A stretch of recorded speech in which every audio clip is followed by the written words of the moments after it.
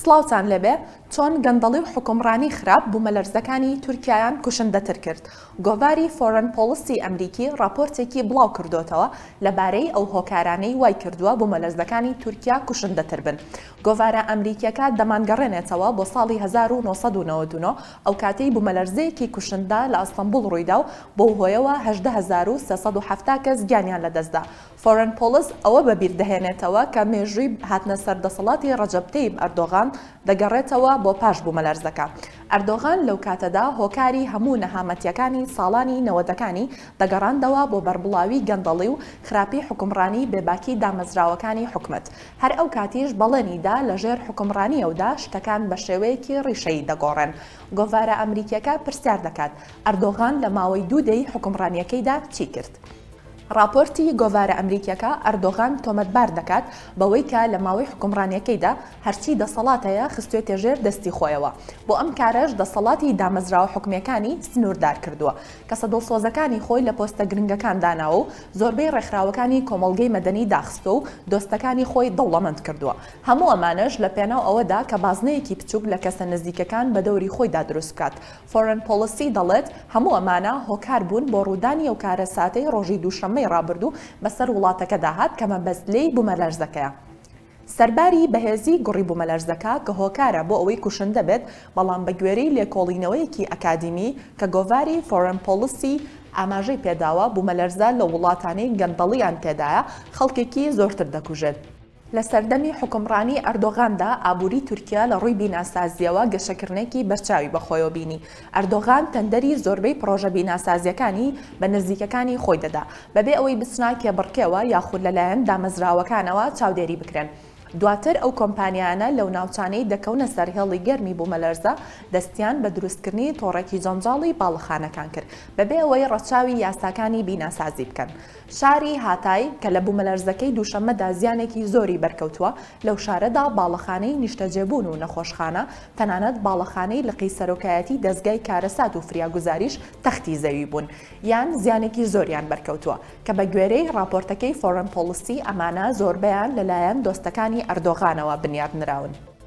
فڕۆکەخانەی شارەکە کە لەلایەن کۆمپانیایەکی نزیک لە ئەردۆغانەوە لە سەرهێڵی بوومەلەرزە دروستکراوە بەهۆی بوومەلەرزەکەوە ڕێڕەوی فڕین و نیشتنەوەی فڕۆکەکانی بووە بە دوولەتەوە.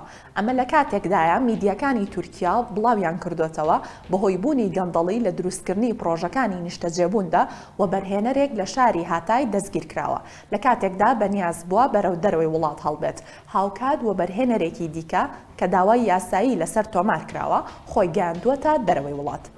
پێدانی پرۆژە ژێرخانیەکەی حکومەت بە دۆستەکانی ئەردۆغان کە زۆربیان گویان بە بابەتی سەلامەتی نەداوە وەک گۆڤارە ئەمریکیەکە دەڵێت بۆتە هۆی دروستبوونی چەندین تراژیدیای دیکە لە ڕابردوودا.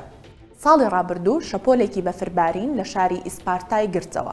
زیانێکی زۆری بەناوچەکە گەیاندوو بۆ هۆیەوە چەندین کەس گیانیان لەدەستدا. جگە لەوەی زۆرێکی دیکە بۆ چەندین هەفتە بێکارە بامانەوە. ژێرخانی شارەکە درابوو بۆ کۆمپانیا تایبەتانەی کە لە ئاکەپەوە نزیکن. ئەم کۆمپانیایانە ڕەچاوی کارەساتە سروشتیەکان نەکردبوو. لە کاتی ڕووداوەکەشدا ڕەتیان کردەوە هاوکاری لە پارتە ئۆپۆزیسیۆنەکانی پارێزگاکانی دراوسەیان وەربگرن. بە هەمان شێوە لە ساڵی 2018دا بەهۆی کەمتەرخەمیەوە ڕووداوێکی شەمەندەفەر لە شاری چۆرلۆی ڕۆژئاوای وڵاتەکە بۆ هۆی گیان لەدەستدانی 25 کەس. لە ساڵی 2014دا 301 کرێکاری کانی خەڵووس بەهۆی تەقینەوەی کانێکەوە لە شارۆچکەی ئیجا گیانیان لەدەستدا. تەنها 20 ڕۆژ پێش تەقینەوەکە ئاکەپە پێشنیازێکی ئۆپۆزیسیۆنی لە پەرلەمان بۆ لێکۆڵینەوە لە بارودۆخی کانەکە پوچەڵ کردبووەوە.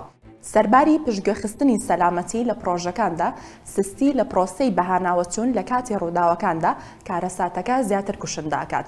لە ساڵی 2021دا ئاگرێکی فراوان دارستانەکانی باشووری تورکیای گرتەوە بۆ هۆیەوە لانی کەم 9 کەس گیانیان لەدەستدا و هەزاران کەسیش ناچار بوون ماڵەکانیان بەجێبهێڵن. دوای ئاگرەکە ئەردۆغان ڕخنەی توندی لێگیرا بەهۆی نەبوونی ئامادەکاری بۆ ڕوبەڕووبوونەوەی ڕووداوەکە. لایەنە ئۆپۆزیسیۆنەکان و دانیشتوانی ئەو ناوچانە حکومەتیان تۆمەتبار کرد کە نەیتوانیوە فڕۆکەی ئاگرکوژێنەوە دابین بکات لە کاتێکە ملیارەها دۆلاری تەرخان کردهبوو بۆ کۆمپانیەکانی بیناسازی بەڵام گرنگی ئەوتۆ بە بواری ژینگە نادەن. بەهۆی بوومەلەرزەکانی دووشەممە تاکو ئێستا زیاد لە 20,000 کەس لە باکووری کوردستان و تورکیا گیانیان لەدەستداوە. زیاد لە 80,000 کەسیش بریندارن. ژمارەکە بەردەوام لە زیادبووندایە. هێشتا هەزاران کەس لەژێر داروپەردووی باڵەخانە ڕووخاوەکاندان. خەڵک تووڕەن لەوەی تیمەکانی فریاگوزاری درەنگ بەدەمیانەوە دەچن. ئەردۆغان خۆشی دانی بەوە داناوە کە پرۆسەی ڕزگارکردنی خەڵک بە سستی بەڕێوە دەچێت. لە کاتێکدا نزیکەی 100 وڵات هاوکاری تورکیا دەکەن. لە شارۆچکەی ئەنتاکیا خەڵکی خۆیان بەبێ هیچ ئامێرێکی پێشکەوتو لە نێو داروپەردوودا بە دوای خۆشەویستەکانیاندا دەگەڕان. دەستگای فریاگوزاری تورکیا دوای 48 کاتژمێر گەیشتە شارۆچکەکە. گۆڤارە ئەمریکیەکە ڕەخنەی توندی لە ئەردۆغان گرتووە، دەڵێت سوپای تورکیا دەیتوانی لەم ڕووداوەدا ڕۆڵ بگێڕێ. بەڵام ئەردۆغان ئەوەندە هێزی ڕەوانەی ناوچەکان نەکرد کە بتوانن خەڵکی ڕزگار بکەن. ڕێکخراوەکانی کۆمەڵگەی مەدەنیش لە دوای بوومەلەرزەکەی ساڵی 1990 لە وڵاتەکەدا بوونیان نەماوە تاوەکو بتوانن هاوکاری لە قەوماوان بکەن. هەموو ئەمانە شکستی ئەردۆغان دەسەلمێنن بەهۆی قۆرغکردنی دەسەڵاتەکان لە ژێردەستی خۆیدا. تورکیا کە ساڵانە ڕوبەڕووی ڕووداوی سروشتی دەبێتەوە، دەستگای کارەسات و فریاگوزاری ئافات دامەزراوەیەکی گرنگی حکومەتە.